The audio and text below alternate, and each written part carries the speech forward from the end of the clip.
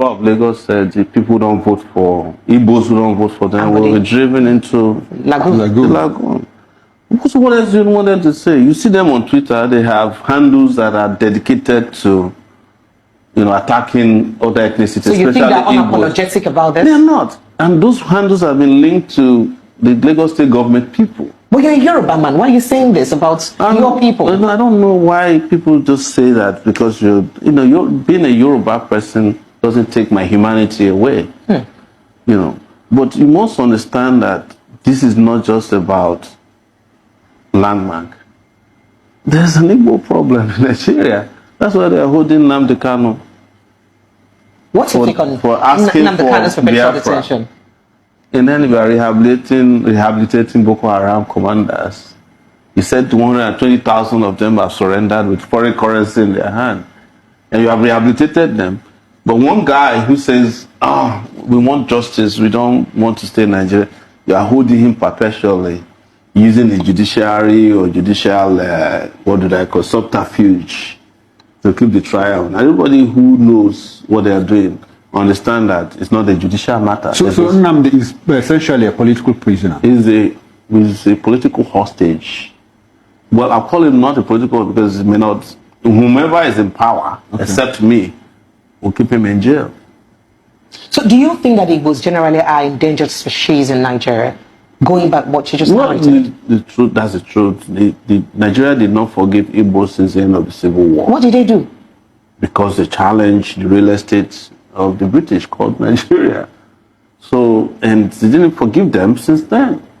So everything has been done after that. We know this is the unspoken truth about the country called Nigeria, that they did not forgive Igbos for the Civil War. The Igbos were the victims, and they have forgiven the victims. So why is it difficult for the victors to... You are preaching to the choir. And because he had mentioned once that, in an interview, he had mentioned that the Igbos will never be president of Nigeria. That is a perpetual, narration to keep the Igbos the way they are. Yes, so no, it's not about even the presidency. If they find an Igbo man that is malleable, that can work in their interest, they can make him president if he doesn't have any power. You can be a president of Nigeria and not have the powers of the president. When they wanted to destroy the landmark, who was the minister in charge? It's not an Igbo man. And Moka is Igbo speaking, also fighting. It's easier for them to use an Igbo man to carry out. If it was done by a Yoruba man, the uproar would have been worse. But you find an Igbo minister of works to help you demolish Igbo businessmen. You say, can't you see them? So it's easier that way. It's manipulation. Hey, my people, where do we start? No, where do we start to analyze this? I'm just short of words. After watching this video, I just sat down and I was just thinking, But please, there's something that he said that I would just want us to just a bit talk about it. He said that they can employ Igbos and use them to, get that which they want. Do you understand what it means? That, okay, it's not that they can make you president. It's not that they can make you minister of defense or anything. No. They can still find a way to make you or get somebody that is an Igbo person and make the person the minister or the president or whatever. But yet, you will not have the power that position holds. That they will still be the one to tell you what to do and how to do it.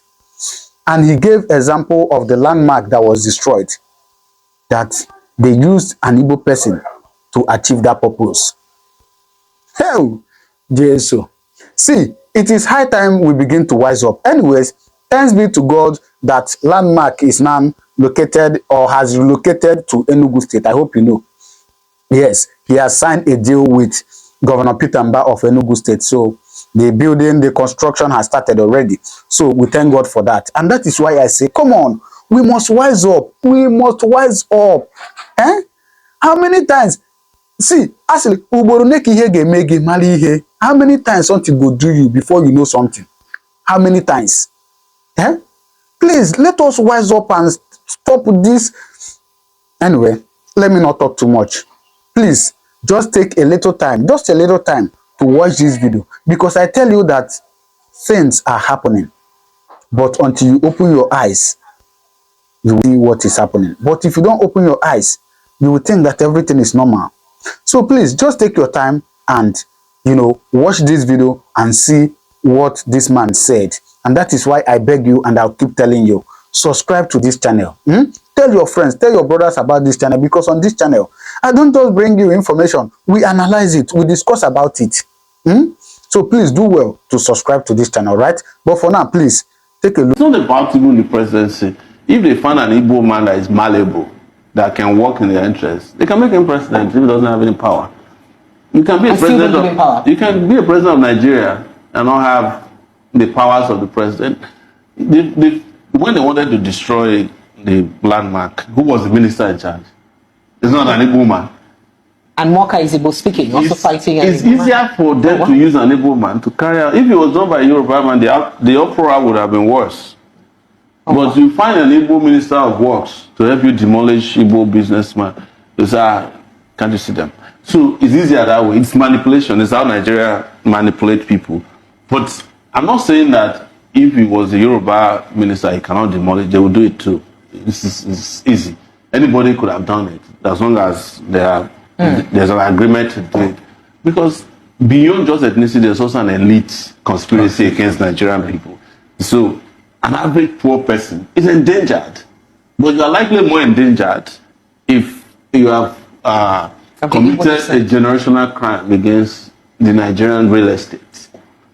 Owned by being an Igbo man. Of course, that's the truth.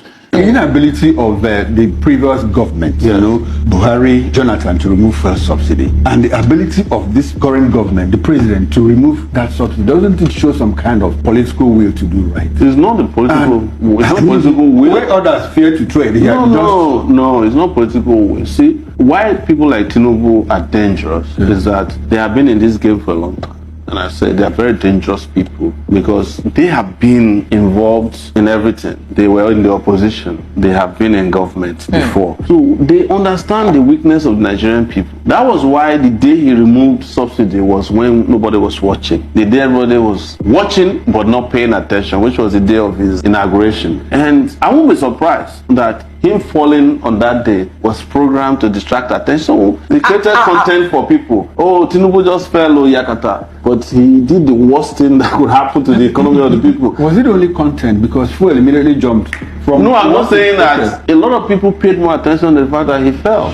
But the president have stated it several times that one of the reasons why he would ensure he works for the generality of the good of the people, it's because he fought the military. He risked his life and he fought for this democracy we're enjoying. You're saying that they didn't fight the military because they have the same characteristics. In fact, what they are doing is worse than what the military was doing. What are those things? Yes. This idea of jailing children after protests, jailing people for speaking against government officials. This is what the Decree 2 and Decree 4 people were doing. So are you saying that the president administration is worse than the military? It is worse than the military. The military did not even jail children during their own time. Oh, wow. Okay. They didn't charge children for trips. Okay, before we travel far from the fuel subsidy something, one last question. I want us to play some kind of role reversal. If you were the president, assuming you won the election, what would you have done differently regarding the fuel subsidy issue? So what I would have done differently is, first, I am aware of the people who are stealing fuel subsidy money. I know them. I know everybody that's involved. And do you know how I know? I covered fuel subsidy, fuel matters like nobody else under Sahara reporters. I've seen all of them till today.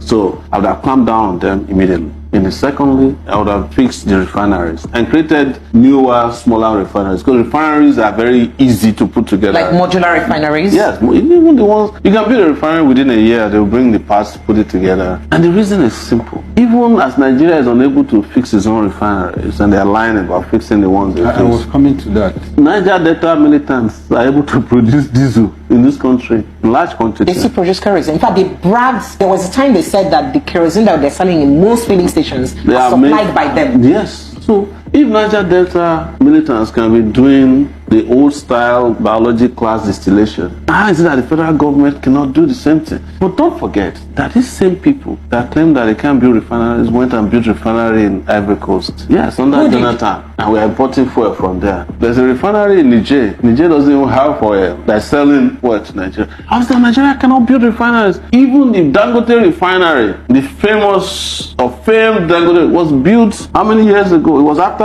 occupying Nigeria that he built his refinery. Bua is going to finish his refinery very soon. All these guys benefited from forex provided by Nigerian government to build their refinery. These guys have already spent 2 years almost in power. Yes, almost. Because by February of 2027, election is here. So we have about, almost 2 years to go. In fact, 2026, electioneering starts. In fact, they have started. They've started electioneering already. More poverty, so that people will come, they beg for them to at least give small. And then they will now preserve everything towards the end at their usual palliatives. With all that the president is doing, what has he done? Make you tell me now, where is it that you have found the jobs that they promised they will create? Where have you found the roads that they said the money they will save from removal of fuel subsidy they will use to build it? Where have you found the hospital that they built? The only people who are doing well as the president are his people. He's the one who bought a new jet in the midst of this starvation and poverty. He's the one who bought a new Escalade, providing jobs for their own boys. That's not his issue. So you don't believe in the tax reform policy? What is the tax reform going to do? Redistribution of income and collect more for the same people. I've already talked about tax before. That what you need is to increase not taxes but expand the tax base. And I know this because Nigeria has the lowest tax base in West Africa, and it's because the rich people are not paying taxes. But now you want to collect more from the poor, which was something exported from Lagos. They exported this whole tax collection thing from Lagos. You know where it's going to end? You're going to have private tax collectors introduced nationally. You just sound like the president is somebody who already understands the character of Nigerians, and he plays with the character. Is that what you're trying to say? That the president is deliberate with how he deals with Nigerians? Most people don't know Tinubu as much as I know him. And it was because when we were doing pro-democracy, we knew that. We knew how they came to the pro-democracy movement and stylishly hijacked it with Nadeko and ran away from the country. Left those of us who really were doing the struggle to be endangered. Why they all disappeared? Oh, you think that was deliberate? It was. So are you also of the school of thought that perhaps he was working with Abacha somehow? Because people are insinuating that there was a backyard movement, and that's why you have people like Baghdadi working in this administration. They were close to all the politicians at that time, the SDP people. They were all close. Even Abiola. So that means he was betrayed in Adeko at that time? No, they were all part of it. Even Abiola cabinet, it was the cabinet Abiola wanted to use that he gave to Abacha. Foolishly, I would say that any day, thinking that Abacha will hand over power to him. But there's nowhere in the world that people get power and hand it over to anybody. Not even a father will hand over power to their child except they are dying and they have no reason to keep on to power. So it's the same thing with all of them. Do you know how you understand what the game they were playing? When Abacha died, all these politicians went to meet with Abubakar. They did not ask after Abiola.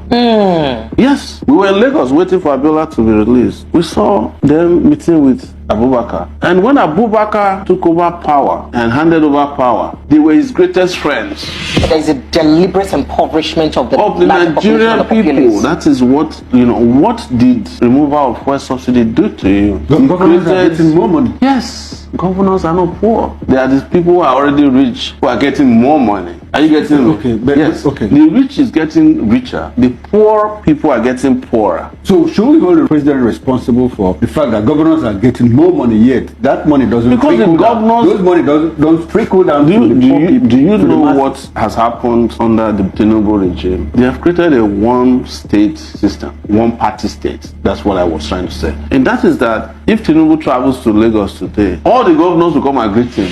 Block those leakages and those loopholes in our subsidy system, and then to also call them out and thoroughly deal with those people who are gaining from the subsidy. That's exactly why when they are retelling these stories, we must keep telling it the appropriate way. People have said that in 2012, people fought against Jonathan's subsidy, and as a result, have no right to complain when Tinubu removed subsidy. That's not true. What we found out during Jonathan's time, after the Occupy Nigeria 2012 struggle, was that we actually found out that a lot of the people who were supplying fuel weren't supplying anything. Some of them, it was found out, were importing fuel to Nigeria with ships that capsized 20 years ago. You knew about it. Some were importing water and claiming, so the port became a place for racket. All of them were arrested, or some of them were arrested. They probably arrested the small boys. But go and ask today what happened to it. Was it? So, you have seen it. Do I still need to say anything? Absolutely, I don't have anything else to say.